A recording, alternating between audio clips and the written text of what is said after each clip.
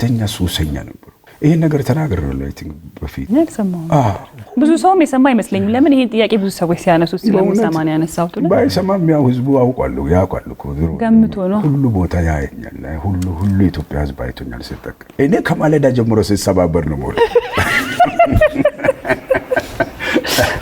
ከማለዳ ጀምሮ በጊዜ ነው የምትጀምረው ማለት ነው። ኦል ዴይ ሎንግ ነው በቃ ኦል ዴይ ሎንግ ኦል ናይት ሎንግ ከቀኑ ሙሉ ለሊቱ ሙሉ ነው እንደምትጠቀመው 24 ሰዓት ደግሞ ኦርደር የለውም። መቼ ነው የምትተኛው? ጥቂት ሰዓት እንቅልፍ 3 ሰዓት ምናምን ነው የምተኛው። በዛ ከተባለ 4 ሰዓት እና ከባድ ነበር። ቸርች መሄድ ማለት እንደነበረብኝ ዓለም ወደዛ መሄድ ይለውጦኛል። ከዛ ነገር ሁሉ እርግፍ አድርጎ አወጣኝ። ንጹህ ሆንኩኝ፣ ጤናማ ሆንኩኝ።